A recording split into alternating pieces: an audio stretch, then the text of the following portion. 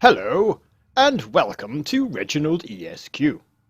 I'm Underhook, and I'll be conducting your briefing today on all of the shotguns currently available in Tom Clancy's The Division. At the end of this video, I will be showing a spreadsheet where I have all of the stats of the shotguns compared, and this will also enable you to make wise decisions when modifying your shotguns. There are only 4 shotguns currently available. They are the double barrel, seen here, the M870, the Super 90, and the SAS G-12.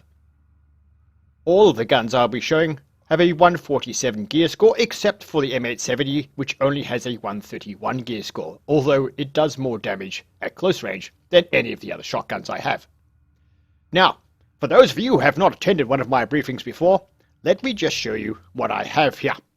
You will see that all of my gear fitted is the gear that your character starts out with. This is very important because it means that our firearms, stamina, and electronics are all rated at 535, although for some reason my stamina is 534. I've never ever seen that before. Jolly interesting. Now, you will see that because my score is so low, that all of my guns do not have any talents active. Very important that when you're comparing guns, our talents aren't active. And I only use purple weapons because these damned gold weapons have talents that are always active. So I only use purple ones, thus enabling a fair comparison. Alright, I'll now hand you over to teammate who will speak with a normal voice because you're probably very irritated by now. Okay, so if you've decided to do a shotgun build, I have one of my third character is a shotgunner. Something you need to be aware of is that you really have to have the one for none talent. There's really no alternative. You really need this talent. It's currently slightly bugged and it's very annoying, but that's the talent there, one for none.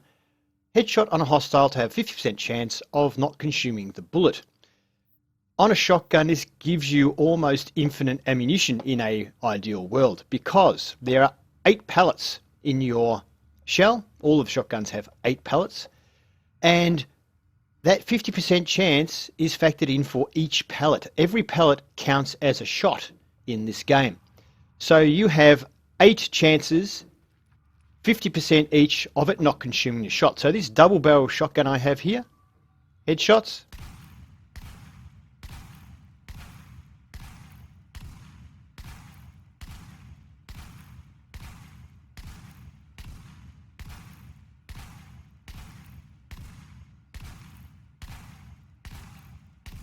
well, I've fired 20 shots and I still have 2 rounds in the gun. It's only a 2-shot gun. So that is why you need that talent if you're going to be a shotgunner. It gives you never-ending ammunition. However, in the actual gameplay, generally speaking, for me at least playing from Australia, there is so much lag that it doesn't go like that because you'll be firing at the head, but then they move and it actually doesn't hit them in the head because they're not really there, even though they were there when you shot at them, etc., etc. So it doesn't come out quite that good, but you do get a lot of extra shots, and shooting at the head is really the only option because of that with a shotgun. You can have pretty much a lot more ammo than it says, which does make, if you don't have lag, the double barrel shotgun can be a viable alternative.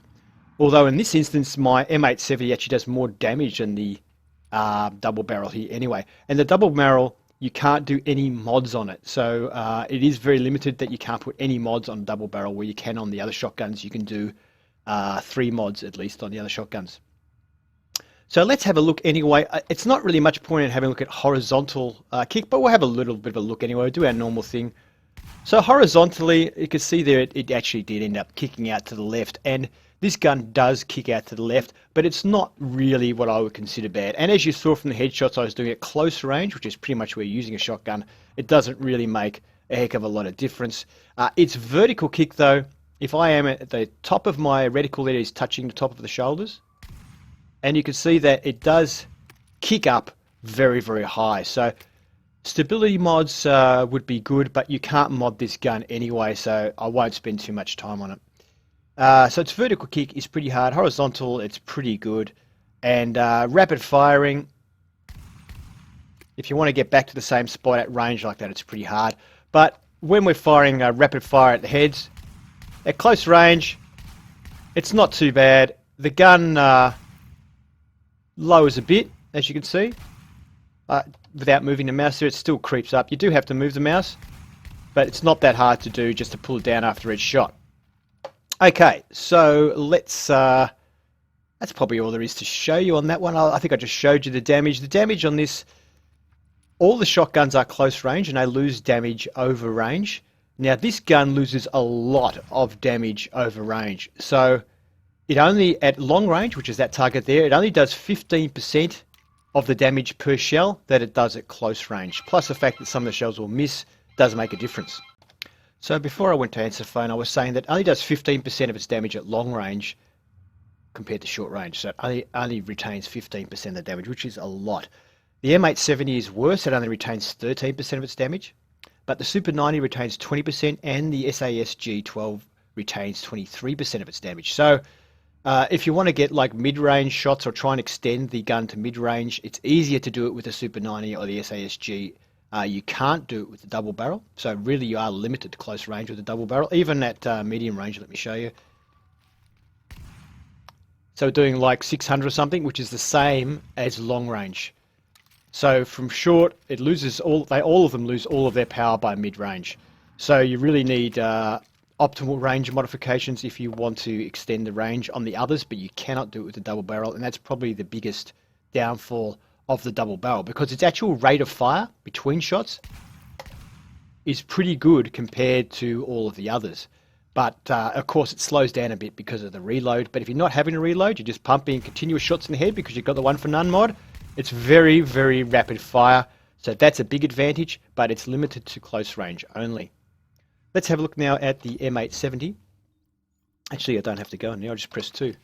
Here's the M870. So the M870 has 5 rounds in the magazine, but with the one for none, it doesn't really matter. But you can see here a much slower rate of fire.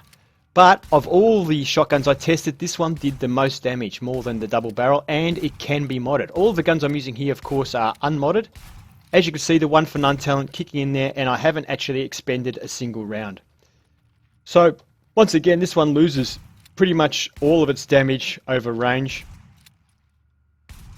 Loses a lot of damage, only retains 13%. Very slow to reload. As you can see here, if you do run out of ammo, very slow firing. The reload is 1 shell at a time.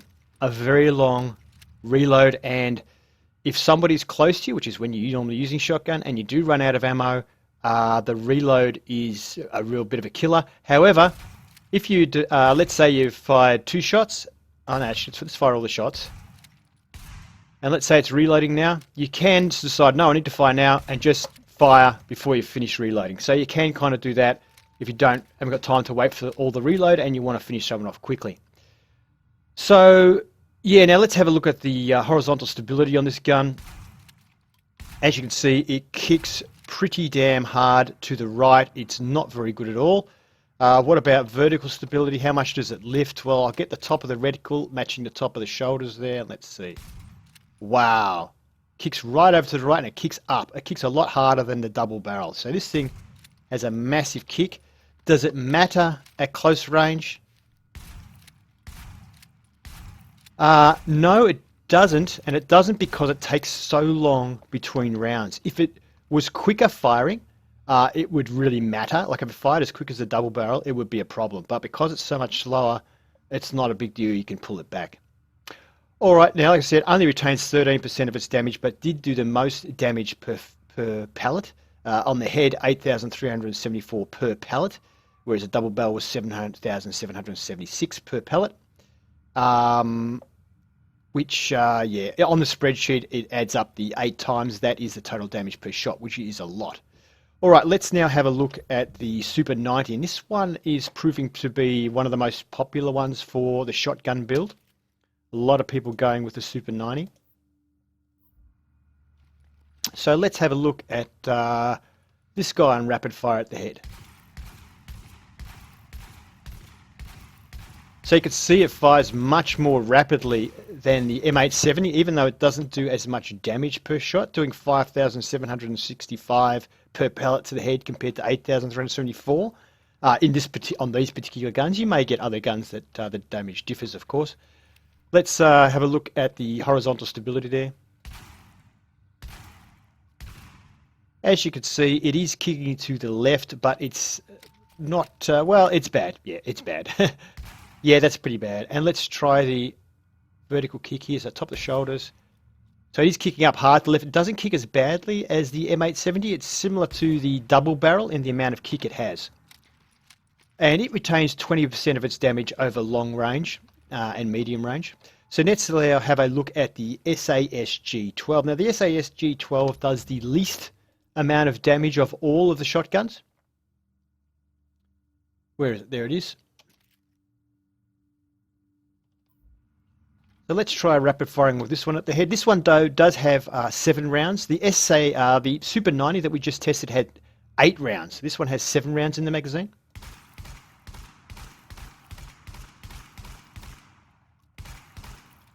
So this one is the fastest firing, as you just saw. And it is actually fires so fast, it is actually hard to pull it back in line to get the headshots consistently. As you can see, horizontal stability, it does kick to the left. I don't think it's quite as bad as some of the others. In fact, it's not kicking too hard there. Now it's kicking. Not as bad as some of the others, but it does kick still. And the vertical stability, it kicks up similar to all of the others, except for the M870, which seems to be worse than all the others. All the others seem to be pretty similar. You will notice the difference with this, though, is reloading the entire clip. This thing has a magazine reload. So the reload on this is much quicker. And I used to use this gun pretty much exclusively because of that. At close range, you can bang out the headshots and reload the magazine very quickly. Whereas the Super 90, when we had that, let me get that back again. I didn't really show you this with the Super 90, but its reload is 1 round. So let's have a look. As you can see, it takes forever to reload the Super 90. So that is the difference. The SASG's advantage is really very, very fast reload and a very high rate of fire. But the rate of high fire on it is almost so fast that you cannot, it's difficult to keep it on target. Whereas this particular gun, the Super 90, is probably about the ideal rate of fire. You wouldn't really want any faster than that. So the real difference is the SAS G-12 has the faster reload, and that's pretty much its advantage, but it does quite a bit less damage at only 4,966 per pellet on a headshot versus a Super 90 at 5,765 per pellet. The M870 is the king, doing the most damage, but has a very slow rate of fire and a slow reload combined, so it's a toss-up there. Anyway, I will now show you the spreadsheet, and you can have a look at that, or there is a link to the spreadsheet provided in the description, and you can just have a look at the spreadsheet yourself. It also has all the SMG and light machine guns, assault rifles, and everything in that spreadsheet as well. Okay, so here is the spreadsheet. You can see here I've listed the gear score on top, and you can see that the M870 I tested was only a 131 gear score compared to 147. However, it was actually the highest damage, even though it had the lowest stated DPS, probably because of its rate of fire. It on a body shot, it did 4,665 per pellet, which comes out to 37,000 if all the pellets hit. And on the headshot at close range, it did 8,374 per pellet, which is 66 or virtually 67,000 per shot to the head, which is a lot of damage. As you see, the double barrel totaled to 62,000 for a headshot. Now, it does drop off a lot to the Super 90 at 46, but I think the Super 90 is proving very popular because 46 is still a lot of damage, and you can pretty much put out 2 shots with a Super 90 to 1 shot from an M870. So I reckon you could fire probably 10 shots from the Super 90 in the time it takes to fire 5 or 6 shots from the M870, and the Super 90 reloads, actually they reload at a similar speed, but it's just the amount of being able to put the shots out there. Plus the Super 90 has, I think it's 8 rounds in the magazine, whereas the M870 only has 5. So I think that sort of versatility is making the Super 90 sort of more popular. You will see though here though that at close range the M870 does the most damage, but the SAS G-12 has better range than any other shotguns. Now, I've noticed, don't pay any attention to the range statistics quoted in your, when you look at your player characteristics, it says the range of different weapons. Don't pay any attention, it doesn't seem to be correct at all. Only pay attention to testing. I have tested all the weapons and you can see various ranges of weapons. But the SASG retains the most damage over range. You can see even at medium range it already takes over and does more damage than any of the other weapons at medium range and long range. But the damage at medium range is so reduced, it's only about a quarter of the damage it does, or any of them do at close range. They drop so much damage so fast, it probably doesn't make that much difference. However, if you're going to put on optical range mods, and I will be doing a video on optical range modifications soon and show you the difference between different guns, it might be worth considering the SAS G-12 if you plan on using the gun at a little bit longer ranges. And you can see here 23% it retains over long range, and you can see there the ranges. Magazine capacities are there. The stated RPM is I got a match on the double barrel. I got a basically, actually the only one I've ever tested, the M870, where the rate of fire I tested was actually faster than the stated rate of fire. The Super 90 rate of fire, the stated of 150 is not correct. That's a work of fiction. My figures sometimes end up a little bit lower due to the time it takes me to stop my stopwatch, etc. But that's got nothing to do with that. That is actually incorrect, their rate of fire, or their RPM. And the RPM in the SAS G-12 is also incorrect. They have stuffed that up. The RPM here, including reload, is just me firing a gun for 1 minute, including reload time. How many shells do I fire? You can see with the double barrel it's 32. So even though it has a highest rate of fire, it has the slowest, has the highest RPM, sorry, it has the slowest rate of fire if you include reload. The best is, of course, the SAS G-12 because of the fast reload. It enables it to keep pumping shots out. Anyway, and then here we've got the other thing. So you can see on, say, for example, the Super 90, very bad left to right, or very bad left stability. So you may want to put some horizontal stability mods on there, might help, and some vertical stability mods may help with the kick of the weapon as well. So hopefully that helps you out, and if you enjoyed it, please give it a thumbs up. If you'd like to see more reviews and gameplay, please subscribe to ReginaldESQ. Have fun, agents!